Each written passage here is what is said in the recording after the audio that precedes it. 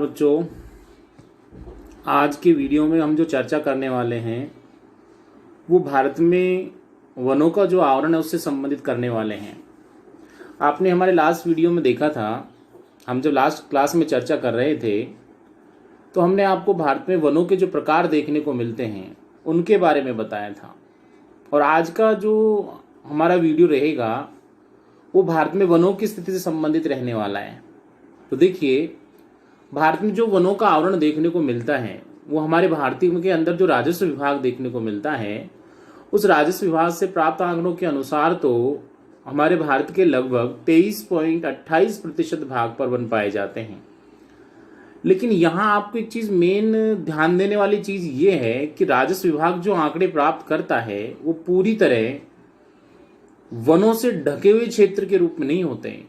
आपको इस चीज को समझने से पहले दो चीजों को समझना पड़ेगा कि एक तो वन आवरण होता है, यानी कि वन क्षेत्र होता है, और दूसरा वन आवरण होता है। ये वन क्षेत्र और वन आवरण की जो प्रक्रिया हमें देखने को मिलती है, इन दोनों में बहुत बड़ा अंतर देखने को मिलता है।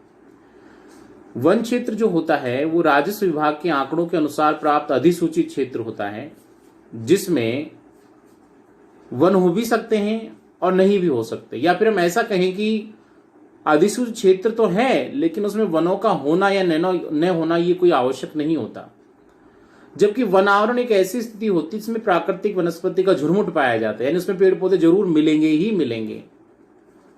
तो वन आवरण तो मुख्य रूप से पेड़ पौधों से ढका हुआ क्षेत्र होता है, लेकिन वन क्षेत्र जो होता है वो किसी क्षेत्र के संदर्भ में होता है। और राजस्व विभाग जो आंकड़े प्राप्त करता है वो मुख्य रूप से या तो वायु चित्रों के माध्यम से ज्ञात किए जाते हैं। वायु चित्रों का यहाँ पे जो संबंध है, ये वायुयानों से जो चित्र प्राप्त किए जाते हैं उनको वायु चित्रों के नाम से जाना जाता है। या फिर जो सैटेलाइट्स होते हैं, उन सैटेलाइट के माध्यम से जो फोटोग्राफ्स लिए जाते हैं उनको राजस्व विभाग के द्वारा प्राप्त किए गए आंकड़ों की श्रेणी में शामिल किया जाता है। लेकिन यदि हम देखें कि हमारे भारत में 2011 के जो वनों से संबंधित आंकड़े रिलीज हुए थे, भारतीय वन अनुसंधान संस्थान देहरादून की तरफ से रिलीज किए गए थे, उनके अनुसार यदि हम पूरे भारत में वन आवरण की चर्चा करें तो हमारे भारत के केवल 21.05% भाग पर ही वनों का वास्तविक क्षेत्र देखने को मिलता था। यानी कि एक तो वन क्षेत्र मिलता है और एक वन आवरण का क्षेत्र देखने को मिलता है। तो वन क्षेत्र की चर्चा करें तो ऐसी कंडीशन में तो 23.28% भाग शामिल किया गया था, लेकिन वास्तविक वन क्षेत्र की चर्चा करें तो ऐसी स्थिति में हमारे भारत का केवल 21.05% जो भाग था वो ही वास्तविक वन आवरण क्षेत्र के रूप में शामिल किया गया था। और इस जो भाग था इसमें भी प्रादेशिक आधार पर असमानताएं देखने को मिलती हैं। कुछ राज्य तो ऐसे हैं जहां पर वनों का वास्तविक जो क्षेत्र बहुत अधिक पाया जाता है, कुछ क्षेत्र ऐसे जहां पे वनों का जो वास्तविक क्षेत्र बहुत कम पाया जाता है। तो वनों के वास्तविक वितरण की जो प्रक्रिया है उसमें भी प्रादेशिक आधार पर हमें अंतर देखने को मिलते हैं।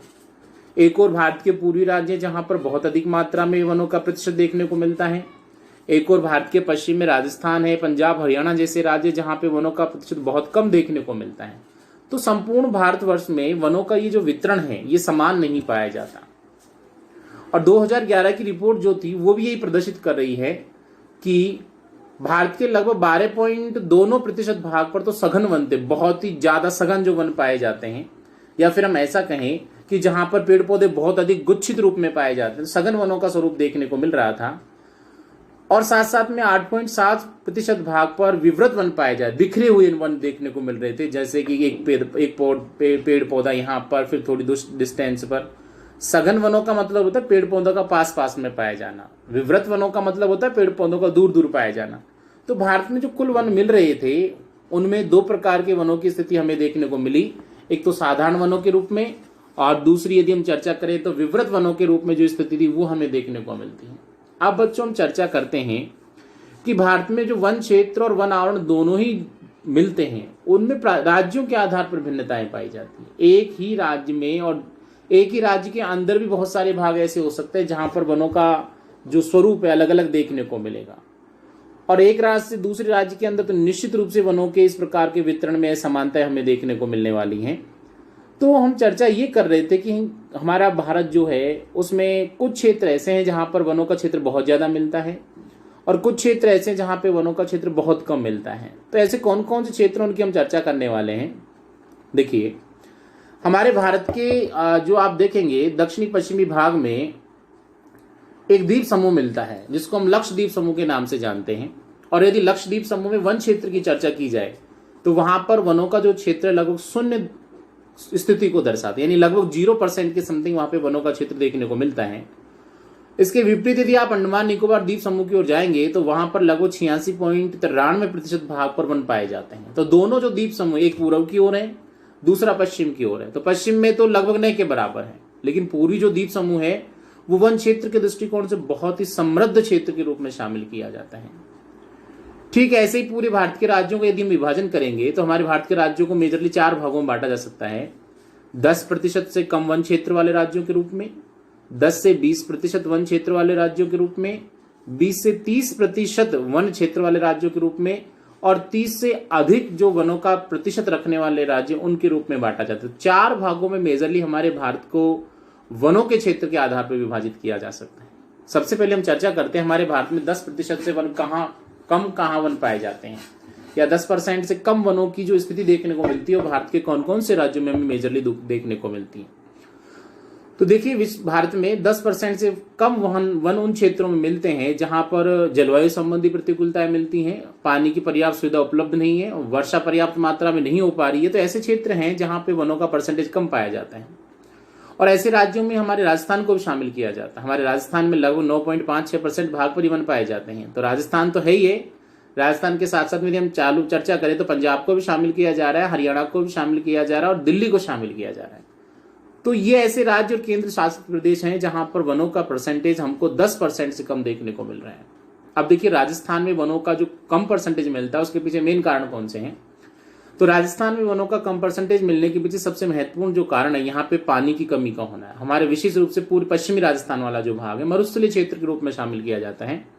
पानी की कमी है, बरसात भी नहीं होती और पर्याप्त मात्रा में सिंचाई की सुविधा उपलब्ध भी नहीं। हालांकि अभी स्थिति थोड़ी बदल गई है। इंदिरा गांधी नहर परियोजना के विकास ने पहले की तुलना में यहाँ पे वनों के परसेंटेज को बढ़ाया है। फिर भी हम पूरे राजस्थान के संदर्भ में एवरेज वन क्षेत्र की चर्चा करें तो 10% से कम यहाँ स्थिति देखने को मिलती है। ठीक इसी प्रकार पंजाब और हरियाणा नामक 2 राज्य ऐसे हैं जहां पर पानी की पर्याप्त उपलब्धता है, बरसात भी होती है, लेकिन वहां पे जो कृषि का विकास हुआ है, बहुत अधिक मात्रा में जो कृषि का विकास हुआ है, उसके कारण पेड़ पौधों को या तो काट दिया गया खेत बनाने के लिए या फिर कृषि प्रक्रिया के दौरान उनको नष्ट कर दिया गया। तो ऐसी स्थिति के कारण वहां भी पर्याप्त मात्रा में पेड़ पौधे नहीं पाए जाते और इसी का परिणाम है कि वहां पर 10% से कम वनों की स्थिति हमें देखने को मिलती है। ठीक इसी प्रकार जो दिल्ली नामक केंद्र शासित प्रदेश है वहां भी वनों का परसेंटेज कम देखने को मिलता है और वहां वनों का कम मिलने के पीछे सबसे महत्वपूर्ण जो कारण है नगरीकरण की प्रक्रिया है। दिल्ली में तीव्र गति से जो नगरीकरण की प्रक्रिया संपन्न हुई है, आवास बनाने के लिए, औद्योगिक इकाइयों की स्थापना के लिए, राजनीतिक संस्थानों की स्थापना के लिए, प्रशासनिक संस्थानों की स्थापना के लिए पेड़ पौधों को अत्यधिक मात्रा में काटा गया और परिणाम आज हमारे सामने है। वहां वनों का परसेंटेज 10% से कम हमें देखने को मिल रहा है। दूसरी ओर हम चर्चा करते हैं कि भारत के ऐसे कौन कौन से राज्य जहां पर वनों का परसेंटेज 10 से लेकर 20% के बीच पाया जाता है। तो 10 से और 20% वाले यदि वन क्षेत्र की हम चर्चा करें तो तमिलनाडु और पश्चिम बंगाल ऐसे राज्य हैं जो मुख्य रूप से 10 से 20% वाले राज्यों की श्रेणी में शामिल किए जाते हैं। यहाँ पर जो पेड़ पौधों की स्थिति है वो अत्यधिक कमजोर तो नहीं कह सकते, लेकिन कमजोर से कम भी नहीं कह सकते हैं। तो 10 से 20% का जो वन क्षेत्र पाया जाता है मुख्य रूप से इन राज्यों में देखने को मिलता है। उसके बाद हम चर्चा करेंगे कि 20 से 30% वाला जो क्षेत्र है भारत में वो कौन कौन से राज्यों में पाया जाता है। तो भारत का जो प्रायद्वीपीय पठारी भाग है, पठारी जो भाग है भारत का, उसमें अधिकांश जो राज्य हैं वो 20 से 30% वन क्षेत्र वाली श्रेणी में ही शामिल किए जाते हैं। यदि इसमें हम केरल को छोड़ दें और केरल के साथ साथ में मान लीजिए जो तटवर्ती इलाके हैं, उन तटवर्ती इलाकों को यदि हम छोड़ दें, दादरा नगर हवेली को छोड़ दें, गोवा को छोड़ दें, तमिलनाडु वाले भाग को छोड़ दें, तो अधिकांश जो राज्य हैं वो 20 से 30% वन क्षेत्र वाली स्थिति को प्रदर्शित करते हैं। यानी यहाँ पे अधिकांश जो राज्य उनमें वनों का जो परसेंटेज हमें देखने को मिलता है वो 20 से 30% के बीच ही देखने को मिलता है। और ऐसी स्थिति कारण यहाँ भी वनों की दृष्टि से हम मान के चलेंगे ये जो क्षेत्र है वो भी हमारे भारत का एक पिछड़े हुए क्षेत्र के रूप में हम इसको शामिल कर सकते हैं, या कम जो वनों का परसेंटेज है उसकी श्रेणी में शामिल। तो अब से पहले हमने 3 वर्गों की चर्चा की थी।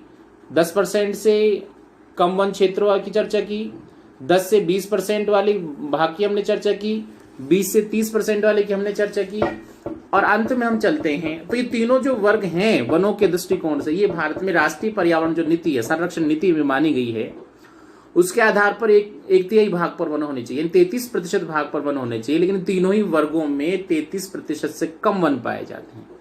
तो राष्ट्रीय पर्यावरण संरक्षण नीति के आधार पर तो आप ये मान के चलिए तीनों जो वर्ग हैं वो अनुकूल नहीं है। अब चौथा जो पार्टीशन शामिल किया जाता है जहां पर 30 से 40% के बीच वन क्षेत्र देखने को मिलता है। तो ऐसे जो राज्य हमारे भारत में देखने को मिलेंगे इन्हें अधिक वर्षा वाले राज्यों की श्रेणी में शामिल किया जाए। यानी जहां पर 200 सेंटीमीटर से अधिक बरसात होती है वो राज्य मेजरली श्रेणी के अंदर शामिल किए जाते हैं। अंडमान निकोबार की चर्चा कर लें, आप केरल की चर्चा कर लें, गोवा की चर्चा कर लें, और भारत के जो उत्तरी पूर्वी राज्यों का समूह है, असम है, मेघालय है, मणिपुर है, नागालैंड है, त्रिपुरा है, अरुणाचल प्रदेश है, इन सभी राज्यों में वार्षिक वर्षा का औसत अधिक मिलता है। और वार्षिक वर्षा के औसत के अधिक मिलने के कारण यहाँ पे जो वनों का परसेंटेज है वो भी 30% से अधिक देखने को मिलता है। तो ये पूरी की पूरी जो प्रक्रिया है भारत में जो वनों का वितरण हमें देखने को मिल रहा था उससे संबंधित थी। अब भारत में जो वनों की हम चर्चा करें कि वन क्षेत्र की तरह जो वास्तविक वन आवरण होता है उसमें भिन्नताएं पाई जाती है। एक और जम्मू कश्मीर नामक जो क्षेत्र है उसमें लगभग 9.5% भाग पर वन क्षेत्र देखने को मिलता है। वहीं अंडमान निकोबार में आप जाओगे तो लगभग 84% भाग पर आपको वन क्षेत्र देखने को मिल जाएगा। तो प्रादेशिक आधार पर भिन्नता है, ऐसा नहीं कि संपूर्ण भारत में एक ही समान वन क्षेत्र देखने को मिल रहा है। और 15 राज्य ऐसे हैं जहां पर 33% से अधिक भाग पर वन पाए जाते हैं। 15 राज्यों की स्थिति यदि हम मान के चले तो पर्यावरण के अनुकूल है। तो पारिस्थितिकी संतुलन की जो प्रक्रिया होती है उसको बनाए रखने के लिए भी किसी भी क्षेत्र के लगभग 1/3 भाग पर वन होने चाहिए, यानी 33% भाग पर वन होने चाहिए। इसी आधार पर हमारे भारत को फिर क्या किया जाता है, अलग अलग क्षेत्रों में हम विभाजित कर सकते हैं। और जो 4 अलग अलग पार्टीशन माने गए हैं उनकी यदि हम चर्चा करें तो ऐसी कंडीशन में हमें देखने को मिलेंगे अधिक वन संकेंद्रण वाले जो क्षेत्र हैं उनके रूप में, यानी जहां पर 40% से अधिक भाग पाया जाता है उसके रूप में, जहां पर 20 से 40% भाग पाया जाता है उसके रूप में, जहां पर 10 से 20% भाग पाया जाता है उसके रूप में, और जहां पर 10% से भी कम भाग वन क्षेत्रों के रूप में पाया जाता है। तो भारत को वन आवरण के आधार पर भी हम मुख्य रूप से कितने भागों में बांट सकते हैं, 4 भागों में बांट सकते हैं। तो बच्चों ये जो हमारा वीडियो था भारत के जो वन क्षेत्र से उससे संबंधित था कि भारत में वनों का आवरण कितना देखने को मिलता है, और साथ साथ में वनों के आवरण के साथ साथ में हमने चर्चा की कि भारत को वनों के आधार पर कितने भागों में बांटा, ऐसे कौन कौन से भाग हैं जिनको वनों के प्रतिशत के आधार पर बांटा गया है। तो ये वनों के प्रतिशत की चर्चा थी जो हमने इस वीडियो में की। नेक्स्ट वीडियो में एक नए टॉपिक के साथ हम फिर मिलेंगे, तब तक के लिए धन्यवाद।